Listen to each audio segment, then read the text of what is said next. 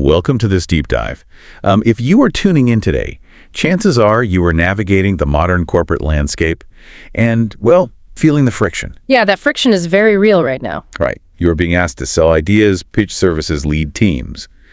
But the traditional models of doing so, those aggressive, always be closing mentalities, they often feel completely divorced from who you actually are. Absolutely. It leaves a lot of us feeling like we have to put on a mask the second we log into a virtual meeting or step into a boardroom.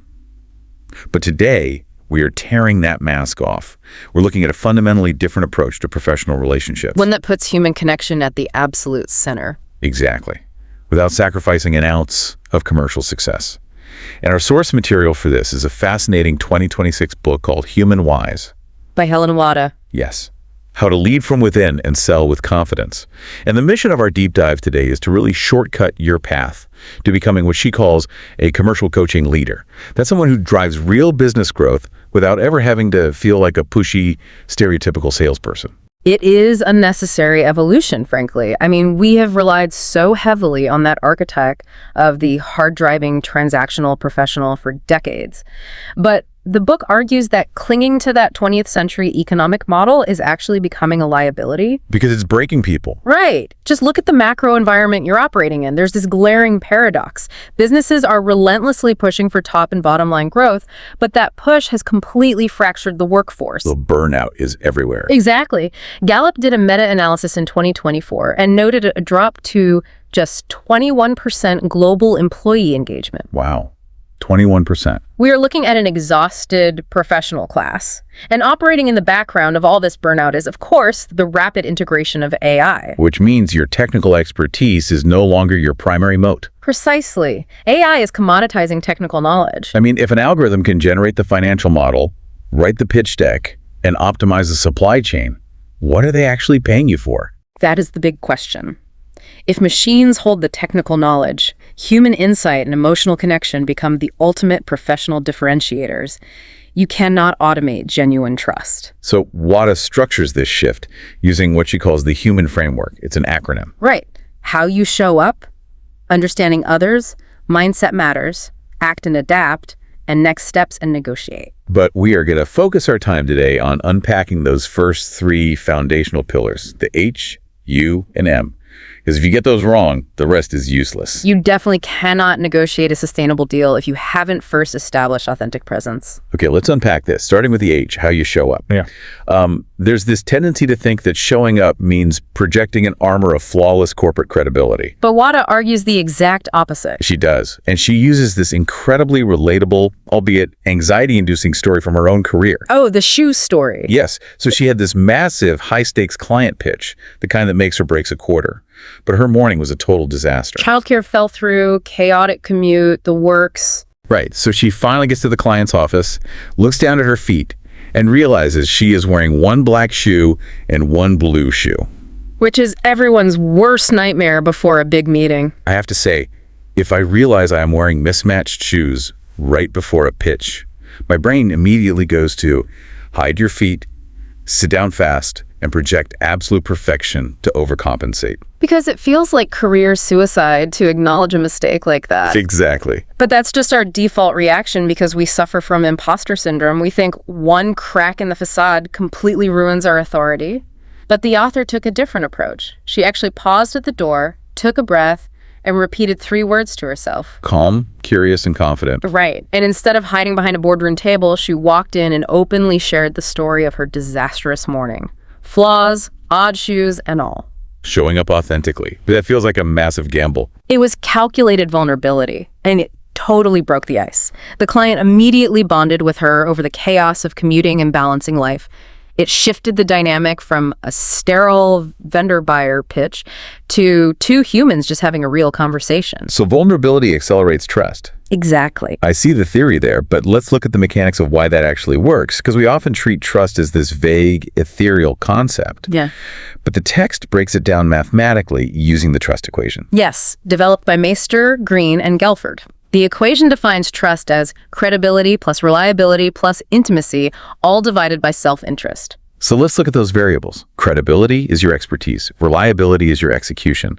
Most professionals listening to this have those dialed in. What's fascinating here is that third numerator, intimacy. Right. This is where the traditional corporate model completely fails.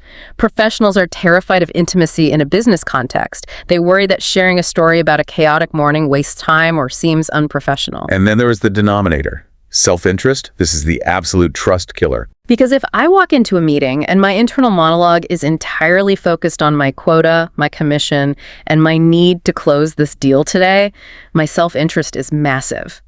And mathematically, it doesn't matter how credible or reliable you are. If that denominator is huge, the overall trust score approaches 0. Because the client can smell it on you. They know when they're just a stepping stone to your bonus. So to balance this equation, Wada challenges you to rethink how you present yourself, starting with what she calls the human CV. Right. Instead of just job titles and revenue generated, what if your resume listed your core values, your beliefs, and your personal superpowers? But let's be pragmatic. If you are in corporate banking, you can't just slap warm-hearted on your LinkedIn profile and expect to be taken seriously. The book acknowledges that tension. You don't have to bare your soul to everyone. Wada uses this great visual metaphor of a window with curtains. You are the window, and you control the curtains. Precisely. You have the agency to decide how far to pull them back. In a formal meeting, maybe you just pull them back an inch. But the goal is to never have them completely closed. You must allow some light, some humanity to be visible. But that requires internal confidence. And the old advice is always fake it till you make it. The source material firmly rejects that, though. Because faking it actually amplifies imposter syndrome. Your brain knows you are lying. Instead, the framework advocates for say it, believe it, become it. How is that different from just reciting positive affirmations? It's an embodied practice. You literally speak your new professional identity out loud and pay attention to how it feels physically in your chest and gut. It builds genuine confidence. Here's where it gets really interesting, because once you figure out how you show up, you have to pivot outward. That transitions us to the you of the framework, understanding others. Because showing up authentically doesn't matter if you are talking at a brick wall. Exactly. And the text gives this striking anecdote about Dr. Rishi Reddy, a thoracic surgeon. He has this 20-minute trust window. Right. He operates in a life or death environment, and he only has about 20 minutes to build enough trust for a patient to consent to major surgery. 20 minutes is nothing. I feel like I barely get through a slide deck in 20 minutes. How is he doing that? By ignoring the slide deck. He doesn't list his medical degrees. He finds personal overlap, family, background, interests outside the hospital. He maximizes intimacy to shrink anxiety. And if a surgeon does this for life or death procedures, why do we skip it in corporate meetings? Usually because we think we don't have time, but really it's because most professionals are terrible listeners. That's a fair point. The book points out that the word silent is an anagram for listen. You have to embrace the pause. And the framework introduces this acronym, WAIT. Why am I talking? Why am I talking? I am going to be honest, I struggle with this. Silence feels like a void. If I'm the expert, I feel compelled to fill the air with solutions to prove my value. That is the reflex for high achievers.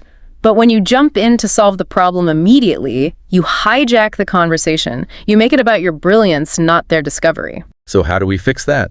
By using the 4 A's of effective listening: attention, acknowledgement, atmosphere, and appreciation. Let's break those down.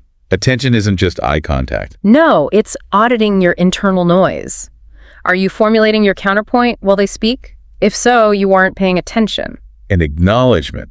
That's tricky. Repeating back what they said can sound robotic. It can. Genuine acknowledgement is validating the underlying emotion, not just parroting words. Then there's atmosphere, setting the physical or virtual space to be unhurried. And appreciation means respecting their perspective, even if it contradicts your pitch. But why go through this intense exercise? We are still trying to drive business forward. It's highly strategic. Drawing on Nancy Klein's work, Wada explains that this kind of listening provides a thinking environment. Meaning the value you provide is actually helping the client think more clearly about their own business. Exactly. You hold the silence, and they talk their way through their own complexities. They arrive at an aha moment, and they associate that clarity with you. You become a thinking partner, not just a vendor. But you can have the deepest conversation in the world and still lose the deal if you don't understand the broader ecosystem. The systemic mapping, yes. The author shares a cautionary tale from KPMG. They lost a massive annuity contract because they only built relationships with the London team. They felt the deal was a lock. But they completely missed that a U.S. leader held the actual veto power.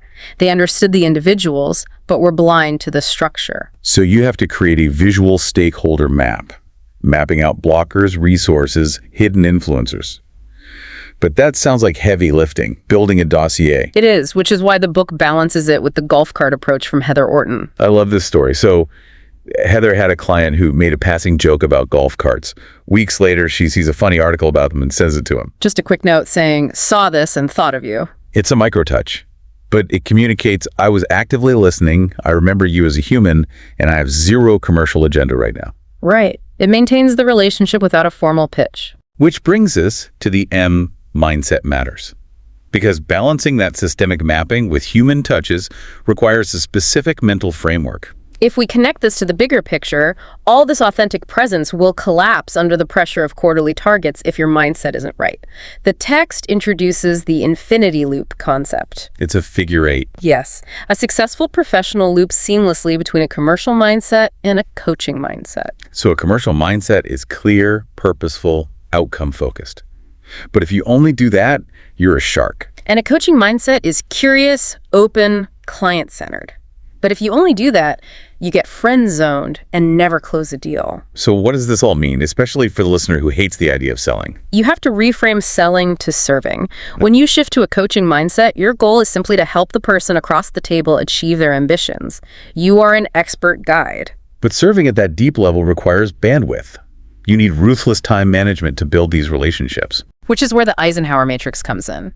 Do, plan, delegate, eliminate. You have to aggressively use that eliminate bucket. If you're spending 3 hours a week in useless internal meetings, you have to eliminate them to free up space for human connection. And tying this back to Carol Dweck's growth mindset, stepping out of your comfort zone to do all this will feel uncomfortable. But that discomfort is just the sensation of moving into your learning and stretch zones.